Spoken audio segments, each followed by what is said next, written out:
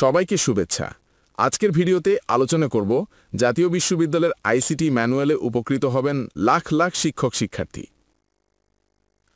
আসুন শুরু করি আজকের ভিডিও। জাতীয় বিশ্ববিদ্যালয়ে প্রণীত আইসিটি কারিকুলাম বাস্তবায়নে প্রশিক্ষণ ম্যানুয়াল তৈরিতে সহায়তা করছে সরকারের অ্যাসপায়ার টু ইনোভেট প্রোগ্রাম এবং ইউনিসেফ বাংলাদেশ। এই ম্যানুয়াল ব্যবহার করে বিশ্ববিদ্যালয়ের অধিভুক্ত কলেজের শিক্ষক শিক্ষার্থী ছাড়াও দেশের লাখ লাখ শিক্ষক শিক্ষার্থী উপকৃত হবেন বলে আশা প্রকাশ করেছেন উপাচার্য অধ্যাপক ডক্টর এএসএম আমানুল্লাহ। বুধবার ২৪ সেপ্টেম্বর ঢাকার সাভারে ব্র্যাক সিডিএরে আয়োজিত আইসিটি বিষয়ক কর্মশালার উদ্বোধনী অধিবেশনের সভাপতিত্বকালে এ আশাবাদ ব্যক্ত করেন উপাচার্য। ৩ দিনব্যাপী এ কর্মশালার আয়োজন করেছে জাতীয় বিশ্ববিদ্যালয়। এতে কারিগরি সহায়তা দিচ্ছে A2I প্রোগ্রাম ও ইউনিসেফ বাংলাদেশ। কর্মশালায় প্রধান অতিথি ছিলেন তথ্য ও যোগাযোগ প্রযুক্তি বিভাগের সচিব শীষ হায়দার চৌধুরী। বিশেষ অতিথি ছিলেন জাতীয় বিশ্ববিদ্যালয়ের উপাচার্য অধ্যাপক ডক্টর নুরুল ইসলাম, A2I প্রোগ্রামের প্রকল্প পরিচালক মহ আব্দুর রফিক এবং ইউনিসেফ বাংলাদেশের শিক্ষা বিভাগের প্রধান দীপা শঙ্কর।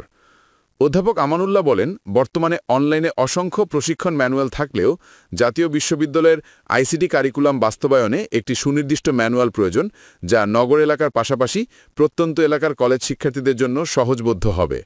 সরকারের A2I প্রোগ্রাম ও ইউনিসেফ বাংলাদেশের সহায়তায় আইসিটি প্রশিক্ষণ ম্যানুয়াল চূড়ান্ত হওয়ার পর তা অনলাইনে প্রকাশ করা হবে।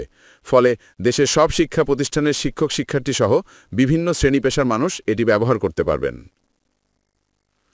কর্মশালায় স্বাগত বক্তব্য দেন শিক্ষক প্রশিক্ষণ দপ্তরের পরিচালক মোসাদ সালমা পারভিন এবং কর্মশালার উদ্দেশ্য ও টোন সেটিং তুলে ধরেন কারিকুলাম উন্নয়ন ও মূল্যায়ন কেন্দ্রের ভারপ্রাপ্ত dean doctor AHM Ruhul Kuddus.